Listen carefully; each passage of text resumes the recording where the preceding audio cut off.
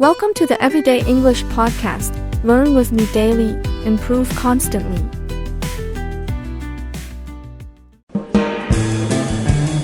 Hello everyone, welcome back to another lesson with us here at English Pod. My name is Marco. And I'm Erica. And today we're going back to school. That's right. We're talking about my least favorite subject.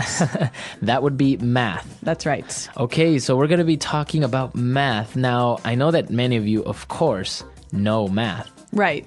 But do you know the operations in English? Many people find it hard to find the right words to talk about math in English. Right? So that's what we're going to be looking at today. And we'll also look at some names that you can call people who are really, really, really smart. So let's listen to our dialogue for the first time, and then we'll come back and look at those math words.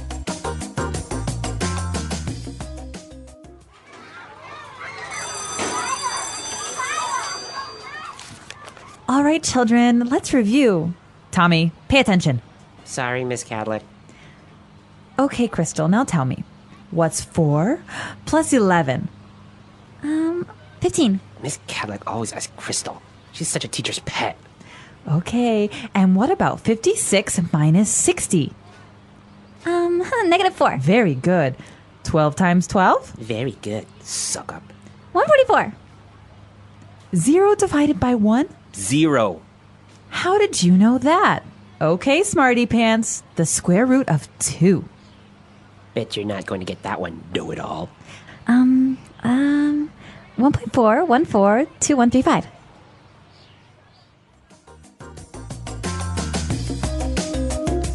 All right, so that's one smart little girl, huh? Yeah, pretty smart. Actually, smarter than me in math. All right, so let's take a look at some of those words that the teacher used to ask her about certain operations in language takeaway. Language takeaway. Okay, so like we said, you guys know how to do math and you know the words in your language, but maybe in English it's a little bit harder to find the right word. So let's look at those now. Okay, so let's look at the first question that she asked. What's 4 plus 11? 4 plus 11. Okay, plus. Plus. All right. So 4 plus 11, Erica, is? Let me take a look at here. 15. 15. Okay, so we are adding, right? Yes. So that's how you would say. Let's go with an easy one. 2 plus 2. 4. 4, right? Yep. Or 5 plus 5. 10. 10, okay. You're really testing my skills. So that's how you would add numbers. Now, what about taking away numbers? Okay, so taking away or subtracting. All right, let's test you again. In the dialogue, she said 56 minus 60. 56 minus 60 equals -4. Okay, minus, so that's negative, right? Minus. So, and of course, if you have 56 apples and you take away 60, you are left with -4. -4. Well, actually, you're left with 0 apples. Yeah, exactly. Now, that answer is also interesting. -4. -4. That means -4, right? 4 less than 0. 4 less than 0. Very good. -4. Okay, so now for our next operation. 12 times 12. 12 times 12. 12 times 12. Now, Marco, don't ask me the answer. All right, 12 times 12 equals 144. Now, that's multiplying. Right, or multiplication. Multiplication. Okay, so this times part, it's very easy to remember because, for example, 4 times 4. You can just say 4, the number 4, and you add it, right? 4 times. 4 times. 4 plus 4 plus 4 plus 4. Right, so times. Times. Uh-huh. Now, the opposite of times. All right, the opposite of multiplication is division. Division. Okay, so in our dialogue, the teacher said 0 divided by 1. 0 divided by 1. 0 divided by 1. Any number divided by 0 is 0. All right, so let's give another example. 15 divided by 3. All right, so 15 divided by 3 equals 5. 5. Exactly. So divided by. Divided by. Very good. So after division, the teacher was very impressed, and now she asked a very hard mathematical operation, especially for a girl this age. The square root of 2. The square root of. Square root. So let's give some examples to show what is the square root. Okay. So if I ask you the square root of 9. 3. 3, right? Yes. What about the square root of 4? 2. 2. Okay. So now one more. The square root of 16. 4. 4. Okay, so you notice the pattern, right? And I'm sure everyone knows this in their own language, how you would get a square root. Exactly.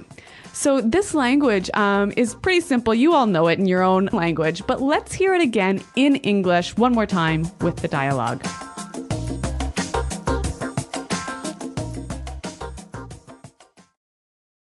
All right, children, let's review. Tommy, pay attention. Sorry, Miss Cadlick. Okay, Crystal, now tell me. What's 4 plus 11? 15. Miss Cadlick always asks Crystal. She's such a teacher's pet. Okay, and what about 56 minus 60? -4. Very good. 12 times 12? Very good. Suck up. 144. 0 divided by 1? 0. How did you know that? Okay, smarty pants. The square root of 2. Bet you're not going to get that one, know-it-all. 1.4142135. Okay, so we understand the mathematical operations that we saw here. Very easy. But now there was another little kid in there who was very, I think, envious or jealous. Yeah, Tommy. Tommy, right? So he called her a couple of different names. Well, let's look at those now in Fluency Builder. Fluency Builder. Okay, so the first one that he called Crystal, the little girl, he called her a teacher's pet. Teacher's pet. Teacher's pet. A teacher's pet. So, Erica, what exactly is a teacher's pet? It is the favorite student the teacher has in that class. All right, so it's always the student that's helping the teacher. Yeah, the smartest student. Yeah. The teacher's pet. Yeah, and it has a negative meaning in English. Yeah, I wouldn't say that it's a good thing to be the teacher's pet. Like the teacher thinks it's good. Yeah. But all of the friends and the classmates, they think it's bad. Yeah, exactly. Yep. Teacher's pet. And similar to teacher's pet is a suck up. Suck up. Suck up. Again, suck up. What is this? What is a suck up? A suck up is a person who tries really, really hard to make the teacher like him. Okay, now we can also use it outside of the classroom, right? Yeah, at work, maybe. Okay, there is always at work, there is always one person who's the suck up, right? Yes. Now, again, this has a negative meaning in English. Yeah, I guess in the workplace, the rest of your colleagues don't really like that person who's considered to be the suck up, who's always trying to please the boss. Exactly. All right. All right, so the teacher calls Crystal a smarty pants. Smarty pants. Smarty pants. Okay, so this is also a little name calling, right?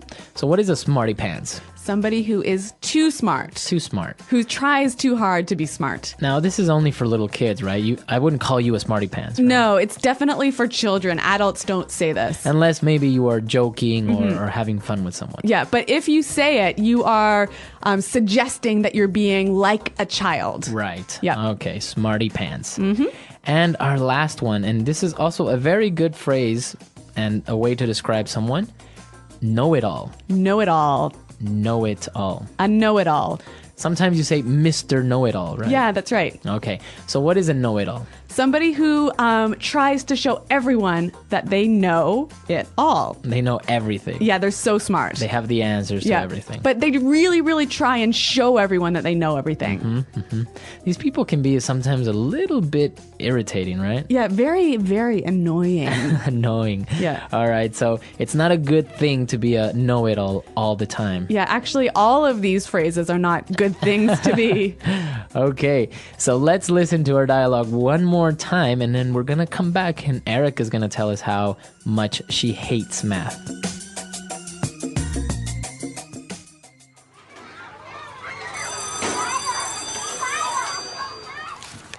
All right, children, let's review. Tommy, pay attention. Sorry, Miss Cadlick. Okay, Crystal, now tell me. What's 4 plus 11? 15. Miss Cadlick always asks Crystal. She's such a teacher's pet. Okay, and what about 56 minus 60? -4. Very good. 12 times 12? Very good. Suck up. 144. 0 divided by 1? 0.